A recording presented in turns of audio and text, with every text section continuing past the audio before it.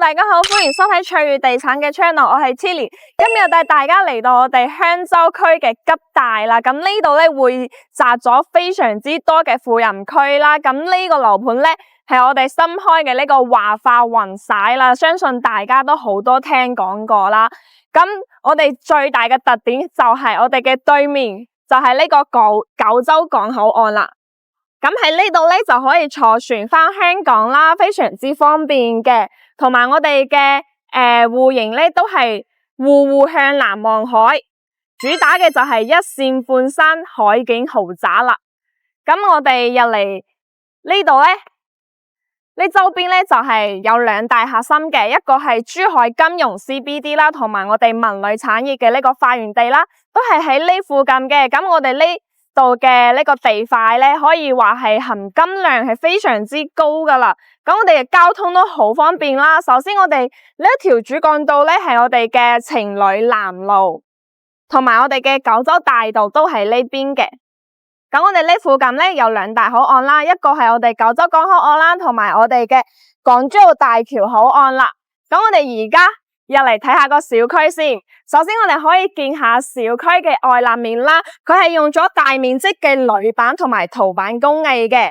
咁呢個大門咧都係用咗超12米嘅銅門入口啦。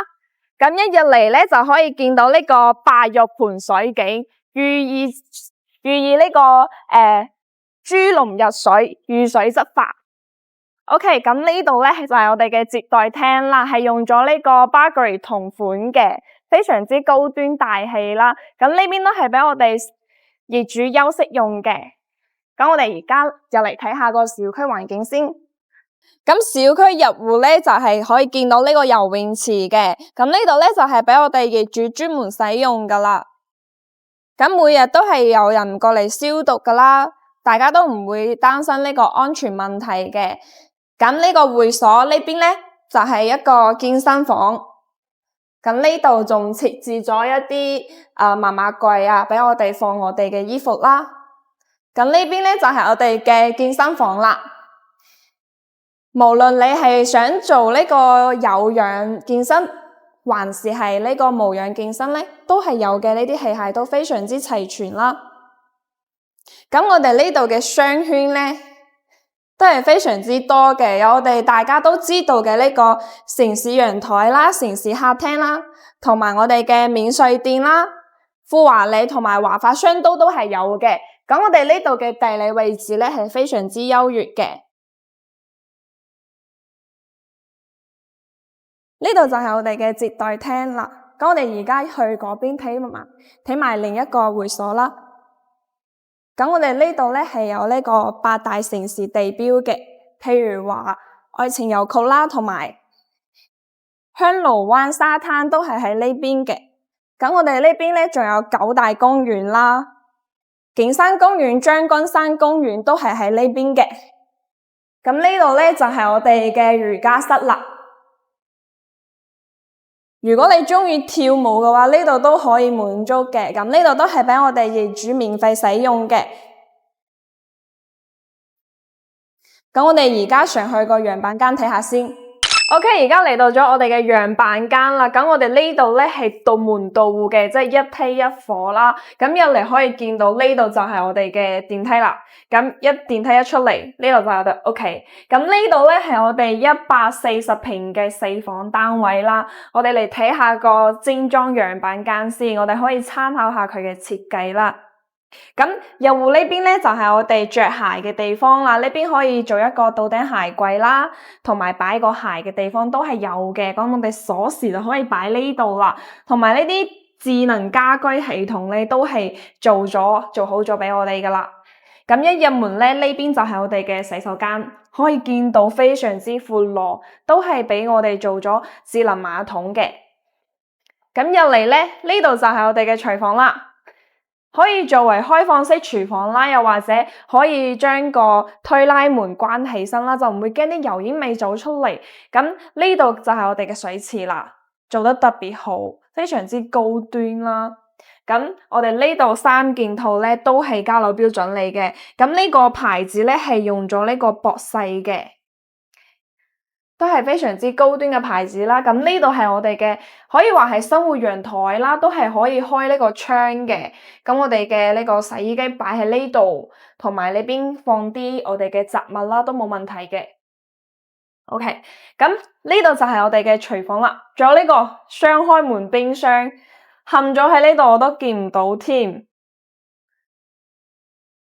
奢華高端就不過如此啦。哦，咁我哋呢邊咧做完飯咧就係可以喺呢邊食飯啦。呢度可以坐4到6個人啦，都非常之闊落。同埋呢邊仲剝咗埲牆，做咗呢個茶室啦，又或者可以做個書房啦，都冇問題。咁如果剝咗埲牆咧，我哋可以發現呢個客餐廳咧就會變得好大啦。咁呢度就係我哋嘅客廳啦。咁呢個大理石呢個電視背景牆都係做好咗俾我哋嘅。咁呢個距離話睇電視擺一個100寸嘅電視機都冇問題嘅。咁我哋呢邊咧就係我哋最大嘅特點啦，開少少窗出嚟先，特別大風，睇出去就係我哋嘅遊艇碼頭啦，下邊就係我哋九州港口岸啦。係嘅，咁嗰邊咧就係我哋港珠澳大橋啦。咁從香港翻嚟，我哋呢個樓盤真係好方便。我哋而家入翻嚟先。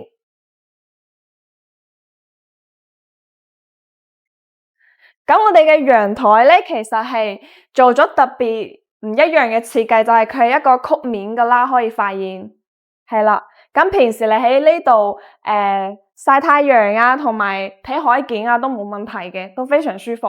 咁而家嚟我哋嘅休息區睇下先。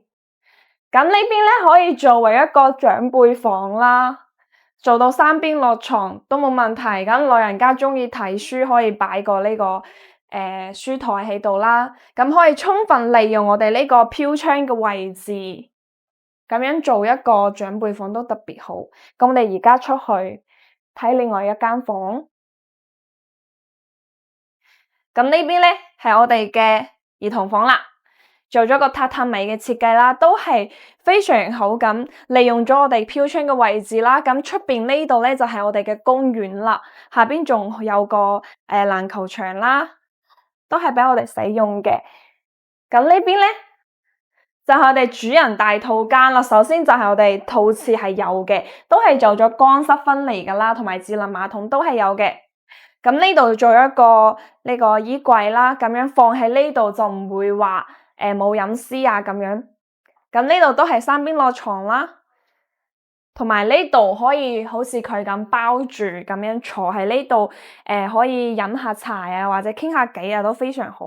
同埋可以望住我哋嘅海景啦，大家都會發現我哋真係戶戶朝南望海景嘅。咁呢個真係非常之難得啦。咁喺我哋珠海香洲呢邊咧，可以話係一個非常之高端大氣嘅樓盤嚟噶啦，即係話一線半山海景豪宅就係咁噶啦。咁我哋而家再去睇個細少少嘅單位先。咁呢度走廊咧，一層咧其實係有5戶嘅。咁呢度咧就係我哋嘅110平嘅單位啦。亦都係一梯一戶嘅，全部都係一梯一戶嘅。咁入嚟咧就係超級大嘅公共洗手間，同啱個差唔多，就會比嗰個細少少咯。咁出嚟咧就係我哋嘅餐廳位置，坐4到6個人都冇問題。咁我哋廚房呢邊就細少少啦。但係該有嘅都係有嘅，同埋個推拉門都係做好咗俾我哋噶啦。咁我哋嘅客廳同埋個書房咧，咁樣合埋一齊就會顯得好大氣。咁呢度就係我哋嘅陽台啦。咁佢呢度嘅不同之處就係，我哋雖然冇咗生活陽台啦，但係我哋嘅洗衣機係可以放喺呢個露台呢邊嘅。咁晾衫放喺呢邊都冇問題啦。咁我哋而家嚟個休息區睇下先。咁呢邊咧係我哋嘅兒童房啦，特別溫馨咯。咁我哋呢度係可以拉埋去嘅，然後剛剛說的你差一半的話呢，咁我哋呢度就係我哋嘅主人大套間啦。首先我哋呢邊嘅套廁係特別大嘅，係最大噶啦。咁我哋嘅衣櫃咧就可以好似佢咁做一排咁樣啦，就會擺好多衫啦，同埋呢邊望出去都係海景。咁我哋而家係睇咗兩個創意樣板間啦，我哋可以去睇下個交標先。OK， 而家我哋嚟睇下個交標先。首先一梯一伙，咁入嚟咧呢道門咧都係非常之實淨嘅，同埋呢個3合一嘅電子密碼鎖都非常之高端。咁呢邊咧就係我哋嘅洗手間啦，乾濕分離嘅。咁呢個浴霸啦，咁樣呢個全部都係有嘅。之前有啲樣板間呢度係冇嘅，但係我哋呢度係做咗嘅，同埋智能馬桶都係交標嚟噶啦。咁呢個鏡咧都係可以開燈啦，又可以熄燈啦，咁樣，同埋可以控制呢個溫度咩啦。